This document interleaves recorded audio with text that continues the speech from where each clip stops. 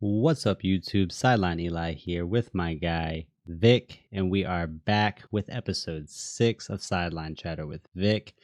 And today we got nothing but some NFL going down. Once again, we are both super excited for the playoffs because is there any better time of the year? Nah, let's be Thanksgiving. honest.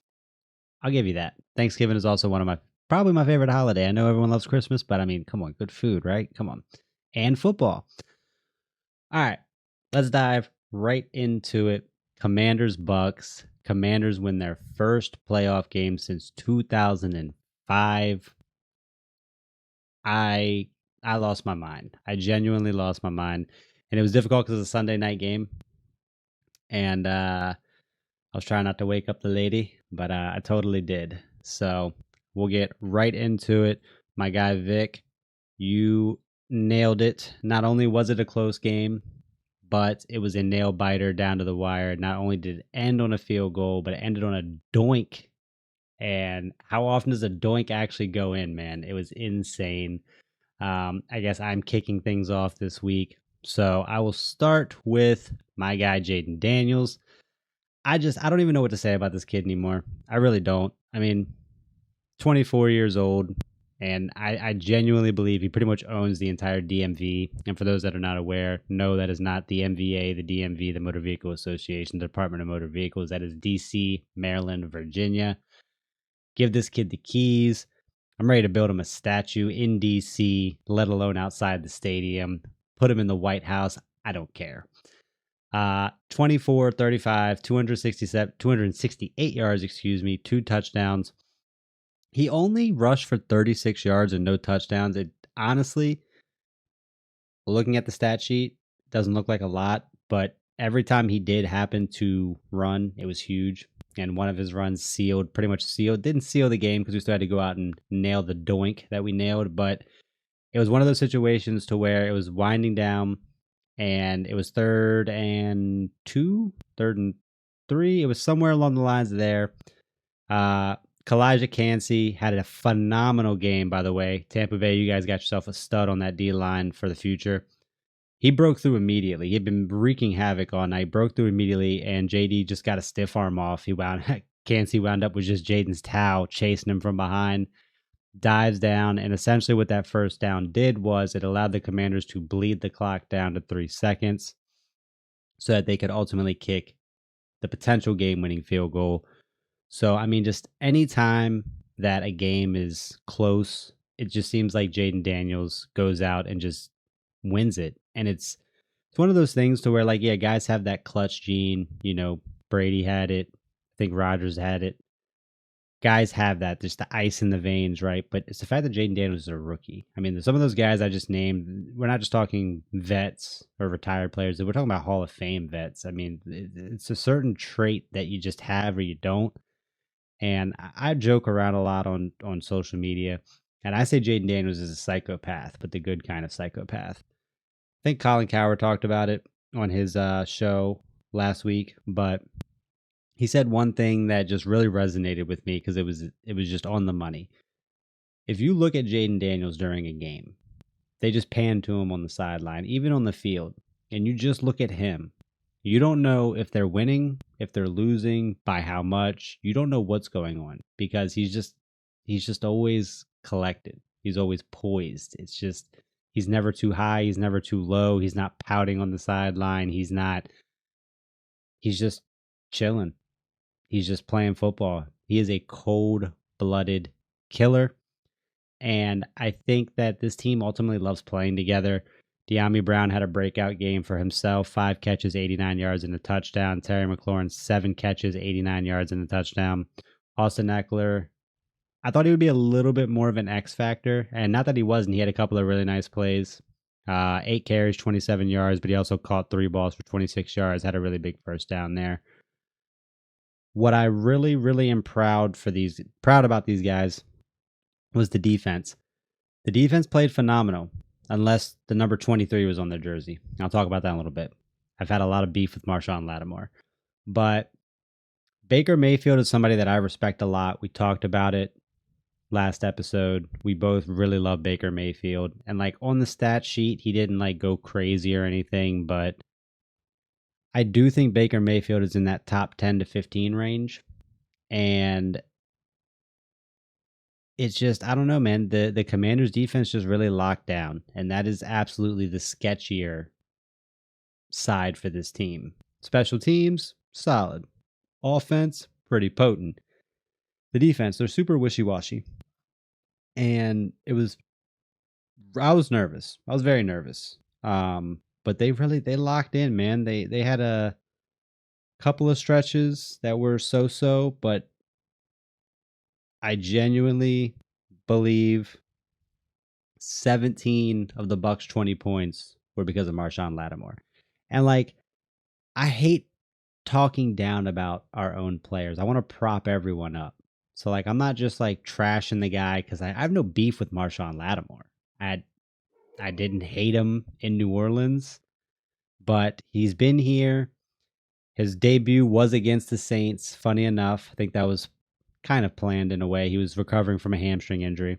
They didn't even target him in that game. So we get him in his first debut game and he's not even targeted. So we're like, okay.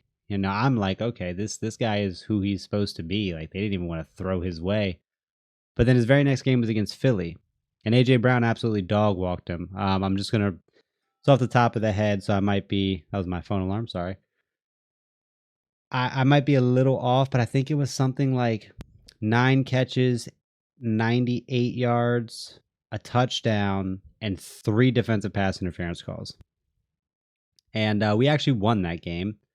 But I don't know if you remember, but when we talked about the Philly matchup throughout the season, week 1, or not week 1, excuse me, but matchup 1, I told you, I was like, yeah, I hate to say it, but I'm pretty sure I got to give this to Philly. If we had Marshawn Lattimore, ask me then. And then that came around. And before the game, I said, I feel confident in Lattimore being able to take away A.J. Brown or take away a side of the field. And that just didn't happen at all. Then he gets injured again. And then we fast forward essentially to the playoffs. And Mike Evans dog walked him. I mean, he was shadowing Mike Evans. Eventually they stopped that. And I'm going to get to that in a second. But it was the first drive for the Bucs. They targeted Lattimore twice. The results? 2 catches for 36 yards. They drove right down the field. He had another 2 or 3 DPIs on Evans. I think it was 2 this time. And it just seemed like they were targeting the guy. And every time they did, it was successful. And I know Mike Evans is one of the best receivers in football, but I just genuinely think that that's what he was brought here for. He was brought here to deal with the A.J. Browns, the Mike Evans of the world, and so far he has done terribly in those matchups. He was doing so terribly that they actually pulled him off the field for a play or two, and I don't think it was a benching. It was more so of a talking and a readjusting of the gameplay, of the formula. Because when he came back on the field, he was no longer on Evans. They were double teaming Evans, and they threw him over on the other side. And I kid you not, and this is why I say he was responsible for 17 points. So first drive, he let Mike Evans go crazy. They kick a field goal, there's 3 points. Gives up the touchdown to Mike Evans. 10 points. And then they finally go, okay, we're gonna change it up. You're not gonna shadow Evans. We're gonna double team Mike Evans because he is that dude. We're gonna stick you on the other side of the field, and you're gonna go ahead and take care of Jalen McMillan. I'm sorry, is that his name? I know it is Jalen McMillan. I knew his last name was McMillan. And I kid you not, the first play, the Bucs were in the red zone, and what they did was they immediately targeted Evans. They didn't throw the touchdown to McMillan, but what they did was they ran a pick play where they kind of picked one guy to just run a crosser, and Lattimore got picked and wound up leaving a running back wide open. So even though he wasn't like directly in coverage on the guy, they'd still target him, they still bullied him, and immediately they get 7 more points. So that's where I get 17 from. 3 touchdown, 17, right? The Bucs had 20 points.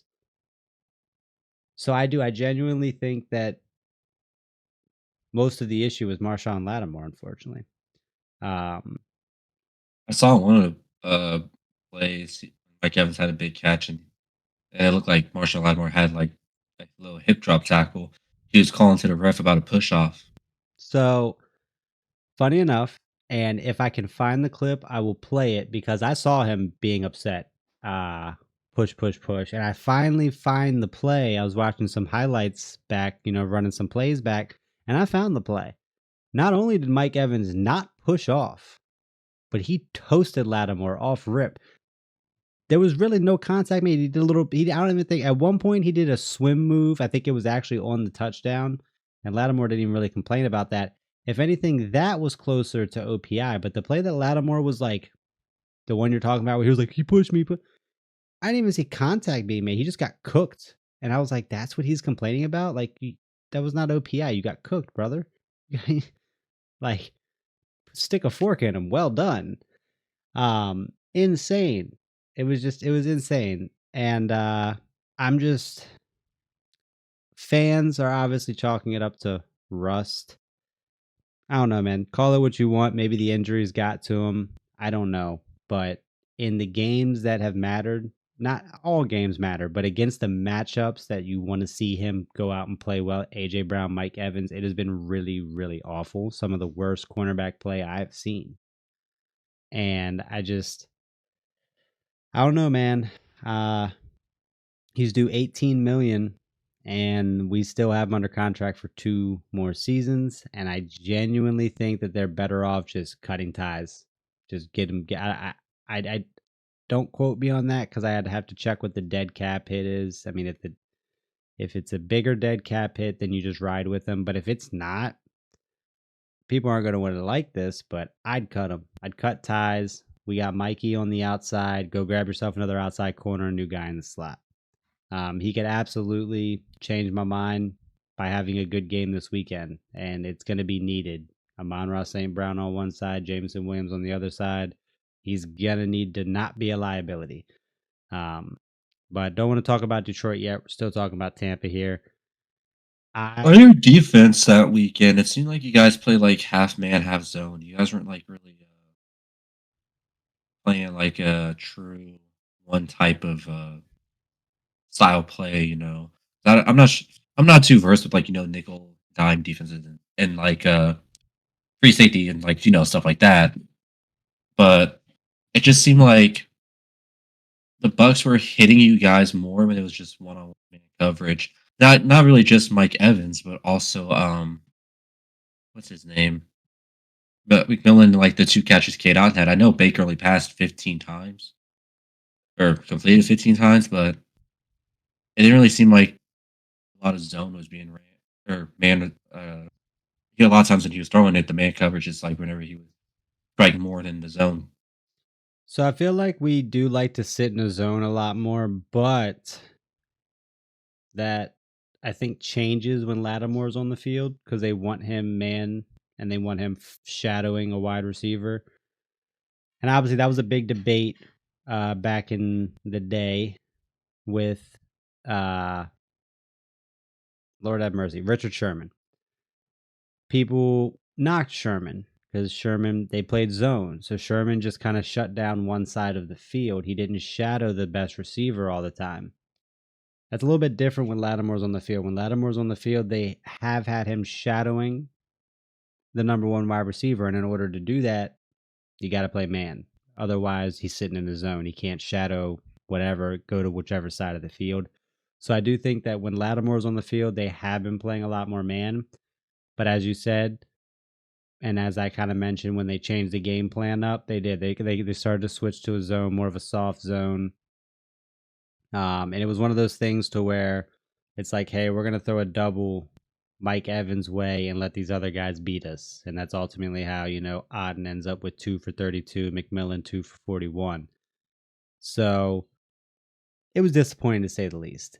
Like I said, that was the big splash move. I don't think we ultimately gave up too much at all. If it winds up not working out, that's you eat it and you move on. Other than Lattimore, though, I'm genuinely impressed with how the defense played against a pretty solid team, and I have a lot of respect for the Bucs. for a couple of different reasons. Um, one of them was actually during the game. There was a play. So it was actually a double-edged sword because there was one play where I felt like they did kind of hit Jaden late out of bounds. It wasn't like super late out of bounds. It was debatably bang bang, but it's one of those things to where he was clearly going out of bounds, and Buddy still kind of hit him. But it did look like he let up. It could have been worse. But there also was a play later in the game where I don't know if it was an RPO. I don't know. Jaden, I don't something was botched. It wound up a really ugly play, and Jaden made a mistake. And the mistake he made was the play was over, and it wasn't one of those things that were like, oh, let me go try and get some extra yards. I think he just like deer in the headlights real quick, where he was like, do I go? Do I stop? And he kind of almost stopped, and he just didn't give himself up. The Bucs had like 2 or 3 free guys. They could have taken his head off, and they actually didn't. They just kind of took him down very gently.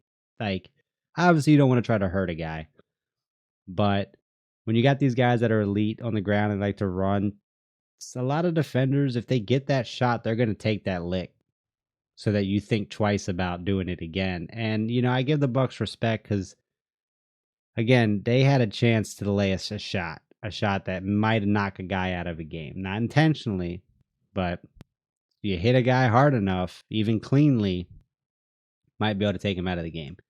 And they didn't. Other reason I have a lot of respect for them is they still went out and lost in the last 3 seconds on a field goal. One big reason why they absolutely, took us behind the wood shop week 1 was Chris Godwin. I think he had something like 86 or 89, 1 or 2 touchdowns. So him not being in the game was huge for the Commanders. I genuinely don't know if this would have been the same outcome with him on the field because they already struggled with Mike Evans, 7 for 92 and a touchdown, and then we already talked about McMillan and Otten. You throw Godwin in there, and we have potentially a problem because when they said, okay, Lattimore, you got to come off Mike Evans, he would have been on Godwin. I don't know, man. But that's just the way it goes. That's just how everyone's hurt at this point in the season. All teams have injuries, and that's just the nature of the game. That's the dice roll right there. But like I said, other than Lattimore, just huge props to the whole defense. Jeremy Chin, I think, is a must re-sign for this team. Bobby Wagner went out and debatably saved the game for us. He also got trucked very embarrassingly. He did by Baker himself. That was rough to watch. It was, especially as a Commanders fan, but it was one of those things to where like I said, I like Baker Mayfield, man, and when you ran over Bobby, like if you run over a safety, that can happen. You run over a CB, that can happen. To run over Bobby Wagner in the open field, it was one of those things to where I was like, oh, come on, guys, not again. But at the same time, I was like, ooh, like damn, Baker. Well, that's just how he plays, though. Baker Mayfield's always been like, hit me, I'm gonna hit you twice as hard back. We usually don't curse, at least not intentionally, but I'm gonna do it intentionally. That's one tough son of a bitch, man. I like Baker. I'm gonna keep saying I love Baker. I have a lot of respect for him. Ever since college, he's always played with like a chip on his shoulder. He's always played with grit, and he shows it every time, every week he plays. Like when the Browns got rid of him, he played that chip on his shoulder when he went to the Rams. I don't count the Panthers because he didn't really get enough time there. But when he went to the Rams, put up 50 points on the Broncos. I remember that. Play with a chip on his shoulder. Comes to the Bucs, playing with chips on his shoulders. When he beat the Phillies, same deal. Or when he beat the Eagles. Like, that's just kind of the player he is, and it shows like through his stats too, because he's not turning the ball over. He's not trying to get sacks. He did have a fumble late, which helped you guys come back and win. That's what I was about to say. Bobby grabbed that fumble, but I watched that back a couple times. I still don't know who to blame there, really. Like, I think that's just like a timing mishap. The entire thing, like I think it was like it looked like he was gonna hand a ball, like do a fake handoff on a fake RPO, but then like he like lost, like either he lost the timing or a receiver lost the timing, and then he ended up just like losing the ball at the same time. It was one of those things to where exactly it was like I don't. Of course, Baker being Baker, he's going to take that responsibility. That's what the Yeah. quarterback does. That's what a mature quarterback does. But it was definitely a both of them botched that one. I don't think you can really blame either one 100%. And then I seen the fan like some Bucks fans talking about, we just fire Todd Bowles. I'm like, what's he supposed to do? Like he can't help that. And, stuff just happens. Like in the getting the Bucks to the playoffs is what they expect. The division's still weak. He got them there. He almost won the first week again, 2 years in a row. But you already know, like once teams like lose a game, fans overreact all the time. Well, what But really didn't get me about that was like, oh, he's a defensive minded coach, and it's 23-20. It's not like we put up 40 on them. yeah, I didn't really get that one. But like you said, fans get upset. They're looking for someone to blame. you already know Gonzalez misses that kick. It's not even that the Bucks shot themselves in the foot. I mean, one a I'm saying like bunch. if Oh Zane yeah, yeah. Gonzalez Oh misses that yeah. kick, then Going into OT, that was. I mean, I don't know, man. At this point in time, if a game is down to the wire, I'm probably gonna take Jaden Daniels every time. He's done it too many times this season for me to say otherwise at this point. I would trust him throwing the ball. I don't know if I trust Zane Gonzalez kicking that ball through the net every time though. Yeah, I don't know about that one, man. Because seeing from Illinois, all the people, all these Bears fans are like, oh, so they can doink one in, but we can't. We Yeah, have to double doink in. We don't even make it. that's the first play that came to my mind. But I will say, I think that when you look at it, it's one of those things to where it's just everything's been going right for the Commanders this season. And it's one of those things where you're like, oh, the luck's got to run out eventually. And maybe that happens Saturday against potentially the best team in the league. I don't know, man. I'm feeling a little butterflies inside. Like, is this one of those special runs to where the luck doesn't run out? I mean, I'm Uh, not saying I we're gonna win a think Super Bowl, but hey, I think Sunday proved what I've told you every week now. You guys steal wins, no matter how you get them. You definitely stole one this weekend from the Bucks. And in my opinion, like not saying you didn't earn it, no, I know but exactly what you mean. Yeah, I agree. like the botched fumble It's definitely was one of there was a those like, bunch of oh, we're gonna take this and we're gonna run with it, and you guys aren't even gonna have a chance to even get it back. I don't know if you watched the full game or not, but it was early on. The Bucks killed themselves with a lot of penalties. They sustained a couple of our drives, and it wasn't just a fumble, but they were. I don't remember the exact situation. They had Um, a deep pass interference called on them. they What was did. It that? Yeah, saved us.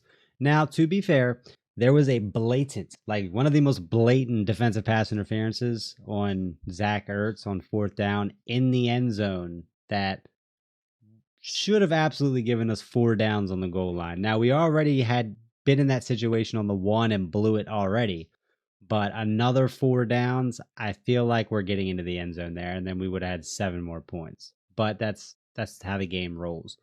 Now, I will say, I don't remember the exact situation. Like, I don't remember the quarter and time. It was definitely towards the end of the game, but the Bucks were trying to draw us off sides with a hard count.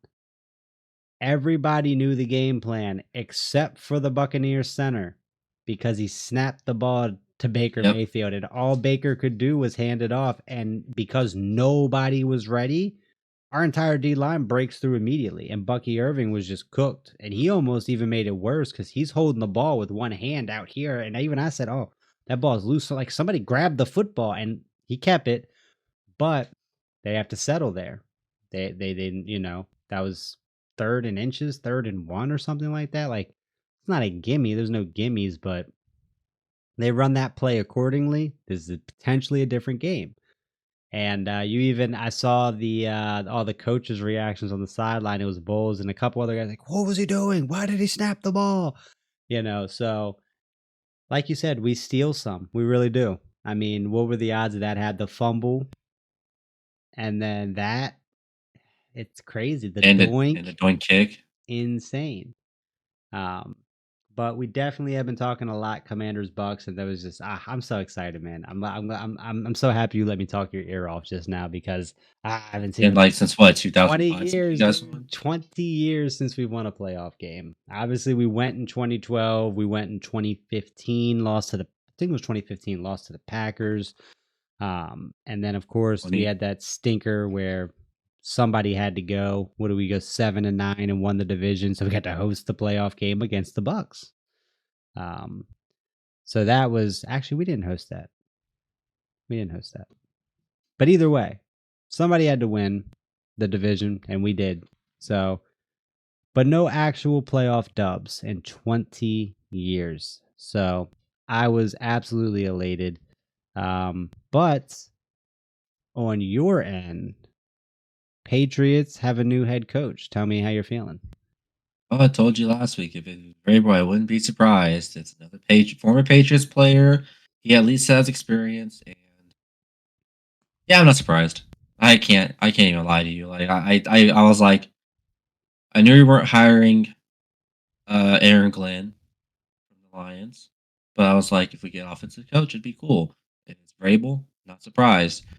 But now that we got Vrabel, messes up the draft a little bit because now I've been keeping my eye on McMillan, straight from Arizona, and now we're not even supposed to. We're slated to not even get him now. We're supposed to be getting an edge, Abdul Carter from Penn State. Now he's no It's a slouch. He's big one of the change. best edges in the draft. He's Penn State. I don't know if you watch a lot of college or not, but Penn State is a heavy defensive team. They kill defenses all year round. They played the Fighting Illini this year, and the Fighting Illini just came off a dub against ranked Nebraska. Ranked, it was like one of their first ranked wins in like so long, so many years. That game was 21-7 Penn State. Sounds like a So Ravens Steelers game. so it definitely, but this is the best year that Illinois even had in football. I think we went like 9-3 and won the bowl game this year. So we had a very above average year this year. We're starting to get our football program back in order. But Penn State, I know they're still in the. I think they're still in the playoffs right now. No, they lost to Notre Dame. I need to watch more college ball. I Oh literally man, cannot watch college ball. Well, while you let me look that look up, this up. I Look will this up real say quick. that is a big change. Potentially looking at wide receiver. I know you've been excited for wide receiver potentially in the draft for a while now, but I mean, if you think about it, Drake May, you have potentially a potent offense on your hands. So, like, going defense, not terrible idea, yeah? It's not. So when you think of edges, you think of the Miles Garrett, T.J. Watt, J.J. Watt. Like you just think of like Khalil Mack. You think of all those people. I don't think Khalil Mack's actually like a true edge player, but we don't have like star edges, but we also don't have star receivers.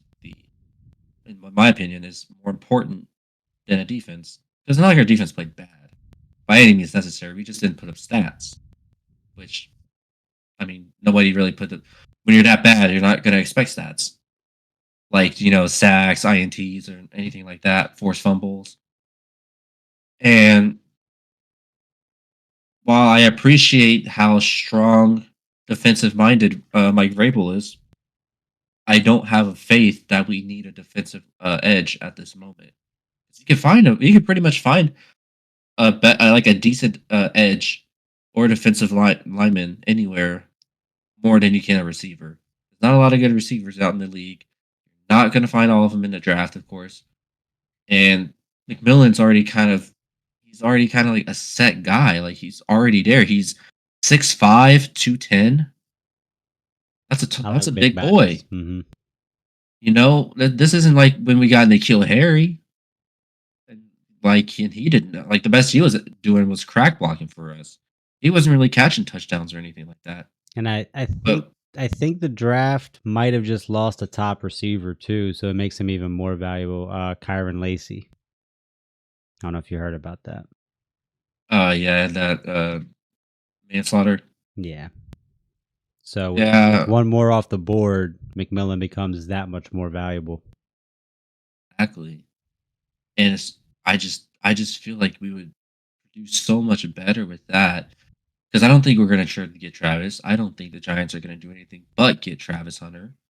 Uh, I don't think they even need Travis Hunter to be honest. But if he's gonna fall to them, then I would assume he takes them. But I just don't. I'm just so like broken about it because I've been saying for weeks like, man, we're gonna get a receiver. We got all this cap space. We're gonna get another receiver from the free agency, or we'll trade to get one like an AJ Brown. That's what I want to see. But now it's like we got to really hit free agency for a receiver, or we're gonna be in the same position as we were this year So let and me the year ask you, before. if, because we know Vrabel has that connection, was there when they drafted AJ Brown, out of his own mouth, has a great relationship with AJ Brown.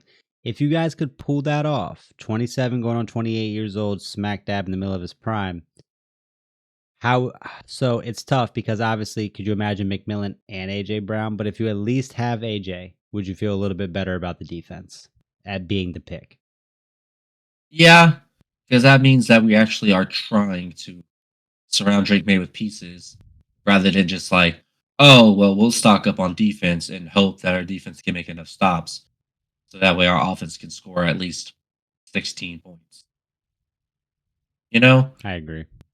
I'm not knocking trying to knock that down on like, Ramondre or like Drake's abilities, but it's like We just saw it we can't last season. He needs help.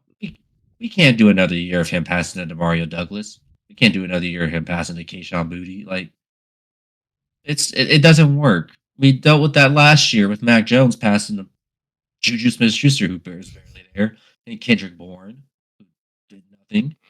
It's just we want to see us. We got to score points. I know having a strong defense is great, but we need we have an even stronger quarterback, and and literally with the Ferrari in the trailer house, we need to get that Ferrari out of the trailer park. At least get him into the suburbs. That would I make me like that. happy. That would make me at least a little happy. It's like I saw recently with the LA wildfires that some guy went back to save his like Porsche over his Tesla. That's crazy. Oh, That's crazy. Drake Drake May's a Porsche. I We don't agree. need like an Edge is cool. That's my Tesla. I don't want a Tesla. I agree. I want to save my Porsche. I want Drake May, and I want him to succeed with the offense that we could potentially have. Now, as I'm speaking about receivers, I need to speak about the running back as well because I know you mentioned last week Scataboa was on the board late, like second, third round pick, Yeah, that game, that bowl game really bumped his draft stock. and Ramondre's he had a down year. I'm hoping he comes back, but what if he has a bad year this year? Our offensive line can't get the job done. What if he can't, you know, push through these defenders and ends up a little bit slower? How old is he now? He- how we? I think he's like 25, I don't think he's 26. ready to slow down yet. But without a solid team to have around, you're not going to really speed up anymore. He had a great first 2 years, and then like the last two have been kind of mid. But I was, 26. I w- yeah. So I mean, and the running back lifespan in the league is That's dwindling down even yeah. faster. Yeah, that's true. It's always been a shorter clock. So right now, it's like we need to get our offense in check before it's too late, and then our defense. 'Cause we have our cornerbacks, our linebackers, and our safeties are decent. We're not getting Dude. killed. We're not getting killed in the deep ball. We don't really get killed in man coverage like that. Our zone could use some work, but I mean that's a brand new coach too that we had, so the game plan is just going to change from Belichick to Gerard Mayo. But with Vrabel back though, I feel like he's better off at dealing with what we have, and then possibly looking at like later picks in the draft rather than a straight up edge at number 4. But that's just insane in my opinion. Like Unless I it's a don't know. game changer. Not saying that he's not. But like you said, when you're looking at an edge at that high, you're thinking of like a JJ Watt type of player, and I don't know if that's that at pick 4. Yeah, I've been I've been so dead set on TDR, and I really just would have did like a lot of these picks that like because I'm looking at it right now. You know, the next picks are offensive lineman, quarterback, cornerback, safety, and then TDR to the Panthers. And after that, offensive lineman, The offensive tackle, Panthers. edge, running back. Yeah, it's nuts. I mean, I know the Panthers do need receivers too, but I really because like on it, what how do you say it? Leggett. I don't know how to actually pronounce his name, but oh, Xavier Leggett. yes, Leggett. I love that dude.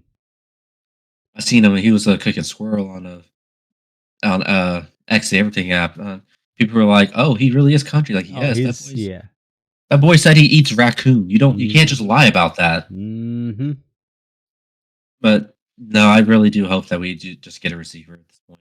I do still hope that as well for you guys. I really like Drake May and what I think he can be. I think you're top 5 potential. I do. He made I some do know, throws. I do know that with AJ Brown's recent controversy, even though the Eagles had won, one catch, 10 yards. Reading a Look, book on the sideline so that he doesn't have a mental breakdown on AJ yeah, Brown. I saw like he highlights like it's like a motivational type book. Dude, I don't know if Did you you see? saw. Are you about to say the Amazon thing? Yeah, the sales went up like 500 something Insane. thousand %. I was like, what the heck? Change that author's life. That dude woke up one day and said, "Holy." He just woke up like pretty much a millionaire at that point. I would actually love AJ Brown in New England, and not because I want him out of Philadelphia. I do, but I genuinely believe AJ Brown's the best wide receiver in football. 3-time in a row, straight All Pro. He's he's the closest thing I've seen to Megatron from a talent perspective, and from just as he's a physical specimen. I mean, yeah, DK Metcalf, but AJ Brown's not just a specimen. He's got the route tree. He's got speed for his size. He will go up and body you with size and strength, or he will just straight up put the Jets on out.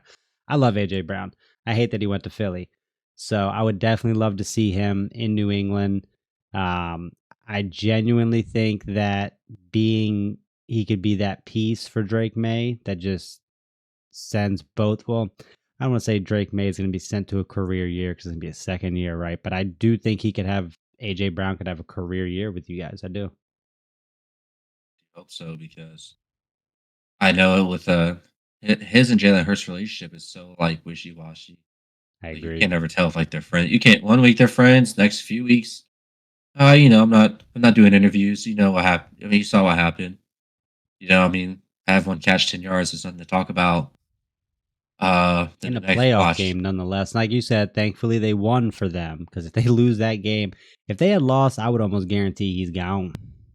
because Jalen Hurts did not perform well himself there against those Packers. The Packers weren't even really supposed to be that hard to beat to begin with. I was streaming some Horizon there, but I was like kind of catching bits and pieces. Kristen was coming in here telling me, what was going on. And didn't they like gift wrapped it up, right? They fumbled the kick return, like the opening kick return, didn't they? The Yep. Packers? Yeah. So No, he got popped. okay. So at He least tried he to has return. He tried returning it. He got popped because I was watching it when I was at the bar because it plays like right as I'm playing poker, oh, very and nice. I saw like they just gets popped and just loses it. And they get like I think they scored on that one. Oh, they did. Yeah. That they Yeah, they scored a touchdown within the first like 10 or 15 seconds of the game because of it. And it was Jahan Dotson of all people. yeah. I was surprised about that too. I was watching my buddy Aaron and his brother Brandon. They also do a little show similar to this once a week, and they were talking about it last night. There was a crazy like prop. It was parlays. It was for $10, you could have won like a million or something insane. And one of them was like Jahan Dotson first time. It was a couple of first time touchdown scores, and Jahan Dotson was one of them. And I was like, yo, that's insane that hit of all people. And I like Jahan, but Yeah, I'm not gonna lie. I did put a parlay in for the Commanders game. how did that turn It out didn't, for you? it didn't hit because you guys didn't give my boy Cayuse the ball. What did you need? Needed him to get a touchdown That was it. That was all you needed to hit. for him because I know I hit the. Oh no, I 10 needed Zach touchdowns. Ertz. Zach Ertz needed a couple of touchdowns too, and I had you guys winning by like half. But yeah, what's up? Why didn't you guys pass to my boy Olamide? Honestly, I don't know. I mean, he had 3 targets, 3 catches, 19 yards, which was actually surprising because I was just talking about Zacchaeus today. I think he's actually a really underrated number 3. I mean, yeah, you don't want him as your top or your second guy, but Is he your number 3? he's I thought probably he our was a. number 2, just I thought he was because the 2, and then Diami pretty was the much, 3. pretty much Yeah. that's how it rolls. But if Noah Brown was still here, he was getting a lot of targets. So I think it would have been something more along the lines of Terry, Noah Brown, and then a combo of Zacchaeus and Deami Brown. But Yeah. yeah, I think that's fair to say right now it's Terry, Zacchaeus, Deami. But Deami's stock is on the up. But who knows with how this week will pop up because your butterflies will start turning into teardrops. Yeah, before we jump right into that, I just want to say I do think the Patriots are on the rise, so definitely going to be keeping a lock on what's going on, or keeping a keen eye, I meant to say, on that draft. I'm definitely curious to see what you guys get moving forward, and I do hope you get not only get your receiver in the draft, but I hope you also get AJ Brown. With Yeah. that said, yeah, let's Or T. talk. Higgins. Let's talk. I don't hope you get T. Higgins. Why? I want T. Higgins. My two priorities for the Commanders are either Chris Godwin or T. Higgins. So may the best man win, man. May the best man win. But let's take a look at it. So last week I had a solid 5-1. You were at 4-2 simply because you did take the Bucs over the Manders, and I didn't knock you for that simply because Jaden Daniels, rookie quarterback, the Bucs already had our number, week 1. So we'll run it down real quick. We had Vikings Rams. I took the Vikings. That was my 1L. You had the Rams. I took the Commanders. You took the Bucs. We both picked Philly. I picked the Texans. You picked the Bolts. That was your second L. And then we were even. We both picked Baltimore. We both picked Buffalo. So we'll do it again, just like we did last time. We have the NFC. Lions, Commanders. I'm going to let you kick us off. What you got for me? Yeah, I'm not going to surprise you here. I got the Lions winning this. You can enjoy your Cinderella story right now, but I think the bookie's closing on its last chapter. The Battle of the Dans Battle of the gonna be Dans. gonna be potential Coach of the Year. I don't know if he will be Coach of the Year. I I still think he think should win it. I think Kevin O'Connell should win it. He got the Vikings to 14 wins with Sam Darnold as It's quarterback. a regular season award, not a playoff award, Yeah. so I wouldn't be mad at it. But that's a neck and neck race right there. They're in the same division, but here's the thing: didn't the Lions give them 2 L's? I think the Vikings lost both games to the Lions. Does They that factor did in for you? a little bit, a little bit. It might play to the To the uh voters, at least. yeah, but So one I thing think I all the will say is I can pick some teams, but you, my friend, you are scary good with the scores. And even though I got an extra win on you when we ran it back, you were definitely a lot closer on all the scores. So what's your score for me? Lions, Commanders. well, they always say the phrase "I'm not a betting man," but I am a betting man, and I do think the Lions are gonna they're after how last week went and your opinion on Marshawn Lattimore. I think the Lions have too many weapons at the helm. They running get back, Montgomery back too. receiver, tight end. The defense is no slouch. Kirby Joseph. Right, you guys are. I got to blow out. To be honest with you, I think it's gonna be like 37-13. I think we could put up more than 13, but I don't hate that prediction. I really don't. Our defense is wishy-washy. The I'm gonna say. spread is Let me tell you. 9.5, so you definitely have them covering the spread then.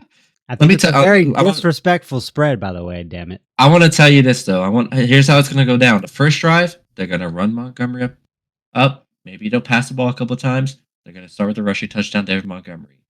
Their next drive, Jameer Gibbs is gonna rush all over you. Do a couple passes. Jameer Gibbs touchdown. It's gonna rinse and repeat all game. I've said this because I've seen this happen week after week after week with the Lions. That's how they're gonna do it. That's how they're gonna start it out. You are in for a long, long 60 minutes of football. I don't necessarily disagree with you. The Commanders, not that we haven't been blown out this season, but we really haven't been killed a whole lot. Here's what I'm looking at here. Quarterbacks.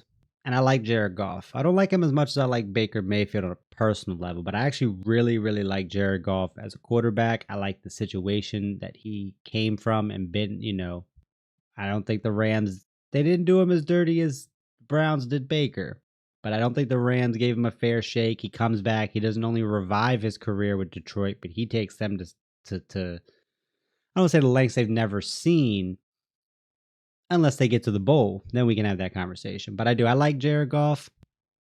But my new motto, if 5 is on that field, anything is possible. And I think Jaden Daniels is going to cement his legacy. And I think that if all the Commanders have to do is keep it close, that's all they got to do. And I genuinely believe that if the game is close, if it's within one score, I'm not sure if there's anybody in the National Football League I trust more in that situation right now than Jaden Daniels. I'm going to stick with the high roller, though, because neither of these defenses are locked down. I think the Commanders can squeak out another one, 33-30. I think they can squeak it out. I do want to say, though, I actually want to change that because that's an awkward score. I'm going to go 33-28. So they'll cover a spread, but they'll lose by 5. You got the Commanders winning, don't you? Yeah. So yeah, that's fair. I do want to say when the Lions traded the Rams, because the Rams just got Matthew Stafford, and I like the Lions too. So they got Jared Goff and like a bunch of picks, but the Rams got a Super Bowl. It was a rare win-win trade, in my opinion. Like, yeah, the Lions don't have a Super Bowl out of it yet, but that's a win-win if you ask me. But let me read you these players on paper they got. Other than Goff, they got Jameson Williams, Jameer Gibbs, Sam Laporta, Melifanu, Pascal, Martin, and I think Penei Sewell. Yes, ended up being one of their drafts because of how they placed in one of those years was kind of low. I could be wrong on this. Don't quote me. I think Sewell was I think he was all pro this year. I don't know about first team, but he was all pro, right?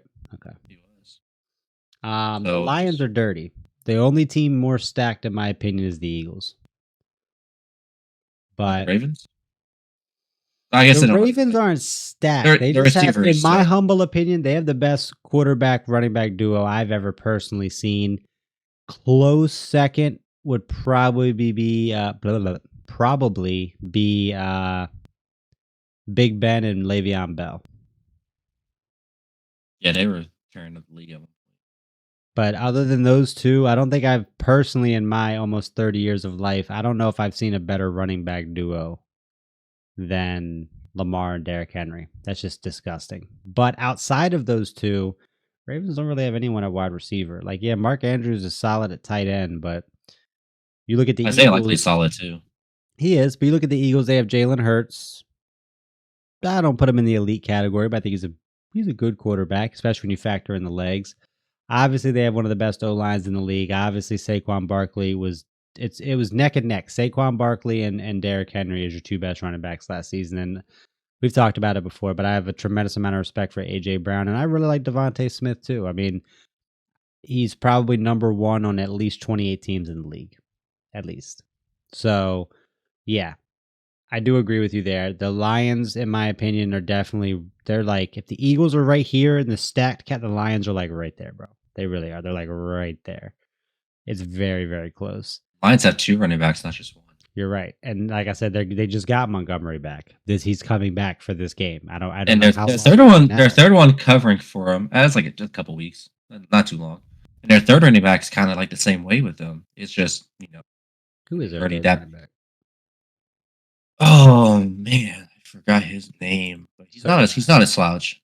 He is not a slouch by any means. Where is there? There we go.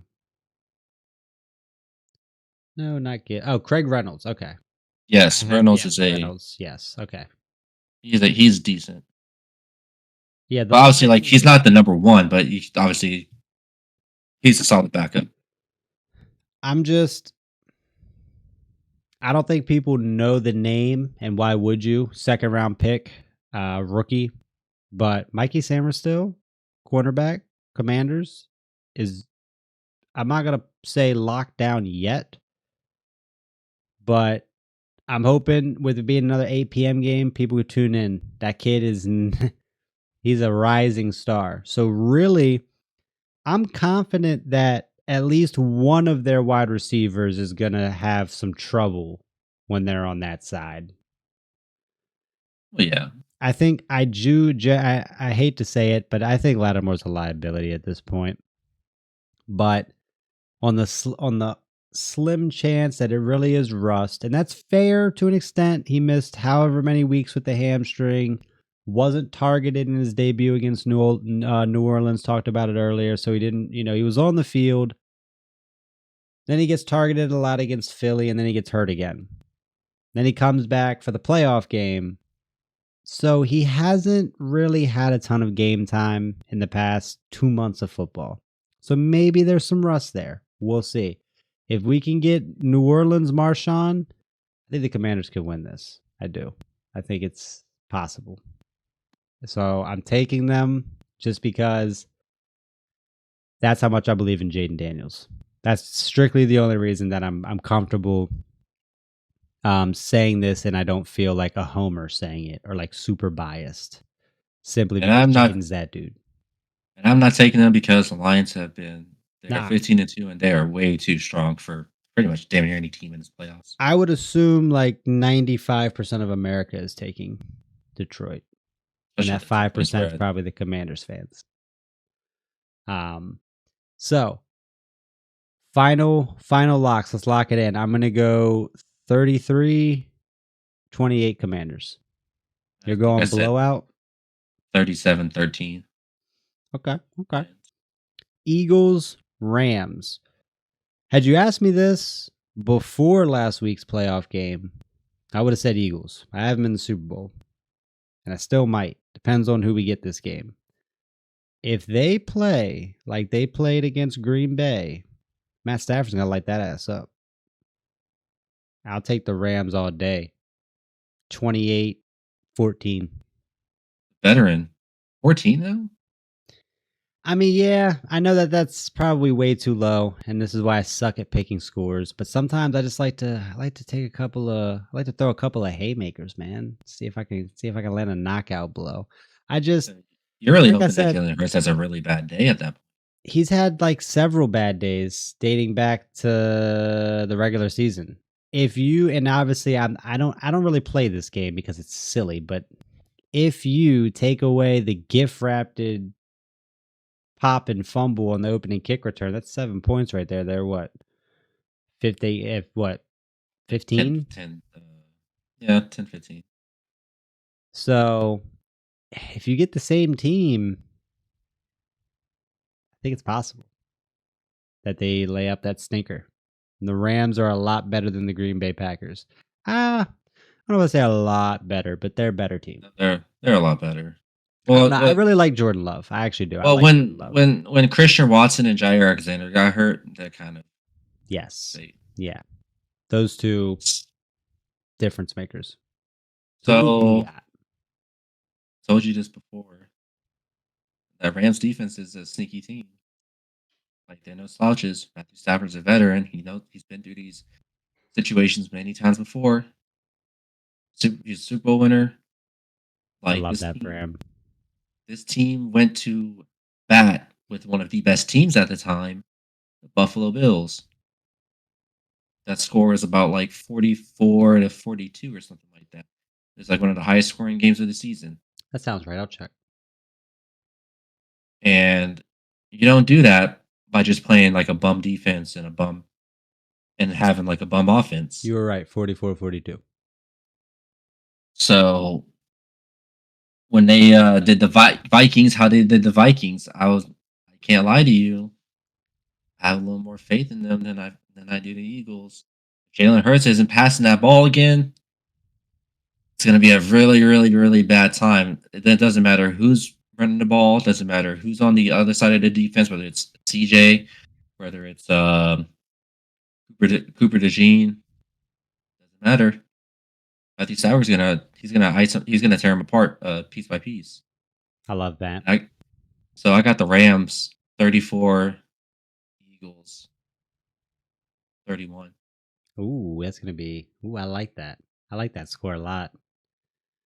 Okay. So on the NFC side, we're split.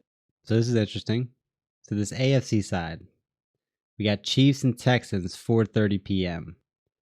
Man, this one's hard. This one's hard because the Chiefs are not they haven't been as strong as their record would indicate, but they still have Patrick Mahomes, and he still might be the best quarterback in the NFL right now. But the Texans, man, I really like CJ Stroud, and they're red hot, 32. They put up 32 in their playoff game. So 4 interceptions. I just, man, listen. I did want you to know when they played earlier in the year, because they did play, they lost Tank Dell to that nasty, pretty much obliterated his entire leg. Ugh, And as soon as he was out the game, terrible. it was pretty much a blowout. Yeah. But I mean, DJ was he was affected emotionally because that's like one of his like close friends. No, absolutely. And he was not in the right headspace to even like want to even like really keep playing. So the game you're talking about, Chiefs won that 27-19. Yep. Houston, I really want to give you this. I really do. Because I think that you can definitely do this. I'm a quarterback guy. I just don't think I can bet against Patrick Mahomes. So I'm going to go Kansas City.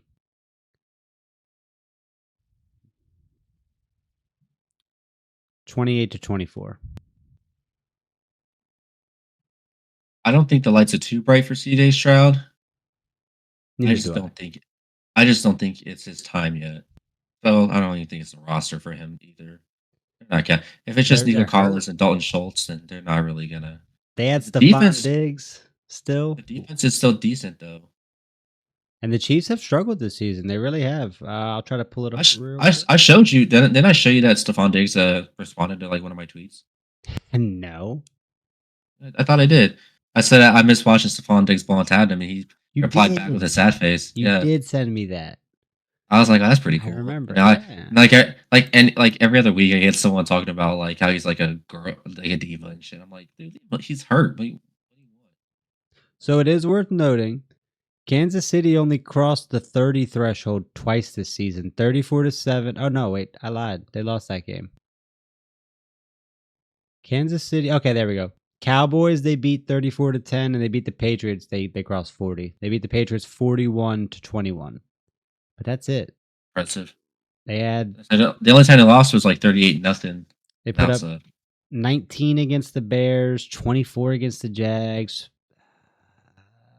20 against the Dolphins. They put up 23 against the Jags the second time.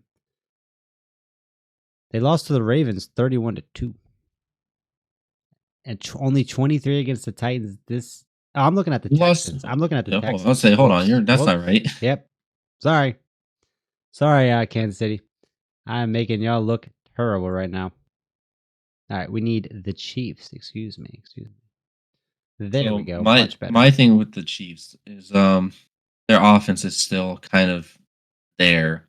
Okay. Xavier, Funny enough, not to cut you you gonna say? off. Funny enough, they did only cross the 30 threshold twice. 30 against the Bucs and 30 against the Panthers. Yep. You're gonna be surprised because I'm gonna tell you they're gonna cross 30 again. Patrick Mahomes lives in these divisional rounds. The playoffs are his NFL season, pretty much. The rest of these games are just filler to him. I think that I see that. I think that this playoffs, like Travis Kelsey, he might get 2 touchdowns. Xavier Worthy might get a touchdown, whether it's a rushing or passing, because he's a dual threat in either or. The run game sucks. I will say that. I'm not a fan of the run game. They're not that good. Like Carson Steele. I don't care about Carson I Steele. might be a casual. I don't even know who that is. He's a rookie this year. Okay, that's fair. He's I the feel rookie less running back. bad. He has nice hair though, nice blonde hair. That's something. That's something for the Chiefs. They also have DeAndre Hopkins. I feel like a lot of people forget that he's even on the Chiefs. They do about 32. He is, but he's still catching them touchdown passes. He's still getting open. So I got the Chiefs. I got another blowout. I got about Really? like I got probably like I'll say like a 38-17. Oh yeah, that's a blowout. I mean, that's pretty much very close to what the Texans did to the Chargers last weekend. 32. What was my Lions score? I said 30. it was 37-13. Yep, Yeah. 37. Yeah. So then this one I got 38-17. I do think the Joe Mixon, he's a stud. I think they'll score a couple, but I think CJ just where he Stroud. lives. I don't think CJ Stroud's going to go outside. I'm going to stick at 28-24. But we both have the Chiefs. So this is interesting. We have one final game to potentially swing our records here, because you might catch up to me because of the Lions game, unless this game's different. Here, this final showdown, we have Buffalo versus Baltimore, 6:30 p.m. Game of the week, pretty much. I ain't gonna lie. I agree. There's a little bit of bad blood here, yeah. Well, it's also a lot of people have said Lamar Jackson and Josh Allen are both playoff chokes. Well, they're also probably your leading MVP candidates as well. Yeah. I know they say it's a regular season award, but let's not act like the playoffs don't matter. I am going to go Baltimore because I still have them in the Super Bowl. I think this is going to be a hard fought, not a high scoring game. I'm going to go 21-17 Baltimore. And that's because I think that both of these guys can sling it, but it's going to come down to the run game. And obviously Baltimore has probably the second best running back in the game. Number one, if you're taking him over Barkley, which I love Derrick Henry, but after the season he just had, I'm not taking him over Saquon. But I think it's going to come down to the run game. Not that the quarterbacks aren't going to duke it out, but that's just the point. I think they're going to duke it out. It's going to come down to who can run the ball more effectively, and that's going to be Baltimore all day. Did you see on Twitter, Saquon said like the top running backs have a group chat call with each other? That is hilarious. I did not. Doesn't surprise me. A lot of these guys are friends. They are. But it's funny though, because then it's like when you realize that you're not in that group chat, you're like, wait, hold on, I'm not a top running back. True. I know my guy B-Rob isn't in there. Especially after last week. No, that was a stinker. It's like 10 rushes, 16 yards. That was a stinker. I got to go for my MVP favorite, Josh Allen. Okay. We got some variety. Bills. I think the ground game is what's going to get it done, but I think the Bills defense has a better chance to stop Lamar Jackson than I do think that Ravens have as stopping Josh Allen. Josh Allen's proved it all week or all season. I mean that he can get the job done. Did you just spill your drink? I absolutely did because my cat's being an absolute douche. I'll be all right though. So It was only a little bit. I still stand on my Curtis Samuel comments. Not scared of a Curtis Samuel. If I'm the Ravens defense, I'm scared of a Keon Coleman, maybe a Khalil Shakir, Cheers. but I do have the Bills taking out the Ravens, and it being another repeat of a Kansas City Buffalo Bills AFC Championship game. Man, I can't have that happen. I can't. But like I said, I just I do think that one's going to come down to the run game, and James obviously I have the Cook's no slouch Ravens. either. He's not, but he's not Derrick Henry. Well, that's because Josh Allen pretty much takes that ball from him every time. Fair. It's just kind of like this has just been Josh Allen's year, and he's just been taking it wherever he can go with it. You see more times that he has some rushing touchdowns over his own running back, which sucks to see sometimes. But like obviously, if you're having like fantasy or having when you're betting with him, then you're happy about it. So I got Buffalo taking this one. I don't want to go as high as the other games, but I will say it'll be like a 26-22 type game. We're in agreement on the score for the most part. Josh Allen, for what it's worth, is also my MVP favorite. But I mean, like, if Josh is here, I think Lamar's like right there, and he can keep up without a doubt. He can keep up with Josh. So, like I said, I don't mean to sound like a broken record, but I'm gonna spin back to it.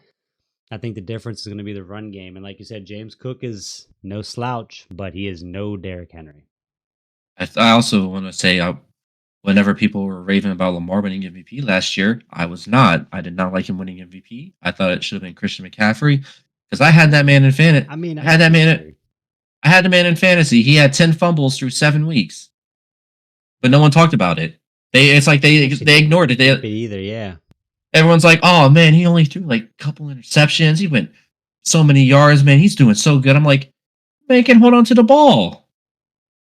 You guys can't talk about turnovers and not include fumbles. Yeah, And that's 10 through actually 7 weeks, like that's not fair." that's insane. I did not know that, and that's crazy that I didn't know that. No, it really made me mad in fantasy because I lost me a lot of my games, and I was like, "Man, I want to get. I don't want this man as my quarterback no more." But I don't know who to gift it. But no one will send me like a decent enough trade for him because they know I don't want him. So then it's like, well, now I'm just stuck. Like 1 week he's throwing up 30, 40 points. Most weeks he's throwing up 9, 10. Yeah, But that's he's, tragic. he's MVP. I don't know how. So this is me wishing on the downfall. 26-23 or 26-22. Goodbye, Lamar. Have fun figuring it out again in the postseason. I love Lamar though; he's my guy. But that is insane. 10 fumbles in 7 weeks is like actually atrocious. You said this. Would you say your score was for that game? 27-24. No, I believe I said 24-21. I said 24-21. I said That's right. something. Yeah, very close. Yeah. But yeah, so we are actually perfect split this week. So that means that we can't possibly tie. I mean, we could, but it's very likely that one of either I'm kicking up my lead or you're gonna overtake me here. I think my only bold prediction is that we can take down the Lions. I mean, we're in agreement on the Rams. We're in agreement on the Chiefs, and we're pretty much dead even on Bills Ravens. We just flipped the winners for two different reasons. So I actually really like that. We got some. These are really good games again, and I know I said it. I think for the AFC, I don't know why I skipped the NFC, but just to cap it off, Eagles Rams 3 p.m. Then we'll have Chiefs Texans 4 p.m. No, I'm sorry, Commanders. So Chiefs and Texans at 4:30 on Saturday. Commanders and Lions at 8 p.m. And then Sunday, we will get the Eagles and Rams at 3 p.m. And then the Bills and the Ravens at 6:30 p.m. to end it off. And we will know who is going to the championship games. Super excited. Funny enough, Vic and I talked at the beginning how this would probably be a little bit of a shorter episode than we are used to. We are at an hour and nine It's not. minutes. So we It's a still did A our little short, thing. but usually run for like an hour and a half and whatnot. We definitely did. We could definitely extend it, but We did. We were thinking about talking a little NBA, but we wanted to keep it strictly NFL this time, and I'm glad we did because there's just so much to talk about in playoff football, man. There is. There's nothing like it. I mean, also, did you see that the I did want to mention this. Roger Goodell is proposing an 18-2 schedule. 18 games, 2 preseason games. I did not. I mean, Because I right, wouldn't. it used to be 16 regular, 4 preseason. Mhm. Now it's 17-3, and he's like, 3, yeah, well, now it would only make sense to have 18 18 and too. 2. And it's I. like That's tough. I feel like that's too much.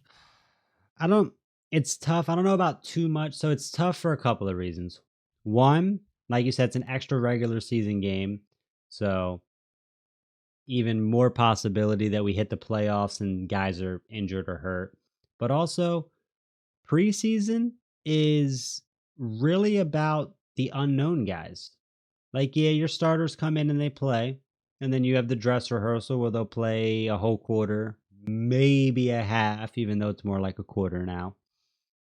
But it really allows the some undrafted guys, the later round picks, the guys that, you don't really you're not going to get to see otherwise. And some guys have absolutely made a name for themselves in preseason. So to cut, they already lost a game. They already did.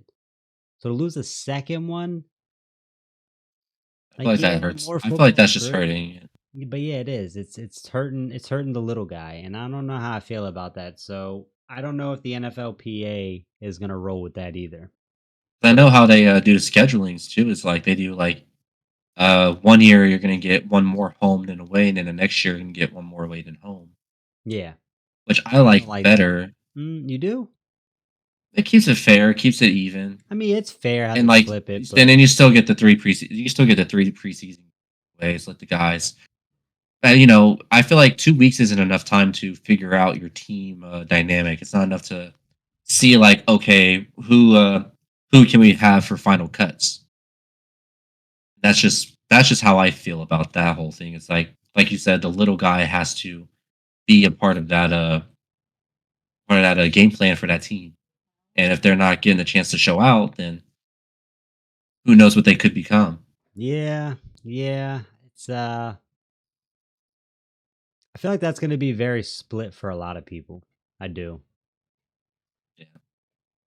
But I feel like that'd be a good one to end on. I just wanted to mention that real quick before we end it Yeah, no, I'm on glad you that did because note. I had not seen that at all whatsoever. So that was definitely a nice little tidbit to end on and something that we can even continue to keep an eye on and discuss moving forward. But yes, that is going to do it for us this episode, guys. Thank you, Vic, again, once more for your hour plus of time. As we get older, time becomes harder to manage. And I appreciate that you find an hour with me every week to come and chop up some sports. Sure, for sure. Love it. Alrighty, guys. Until next time, thank you as always to everyone checking us out. We love you guys. Till next time.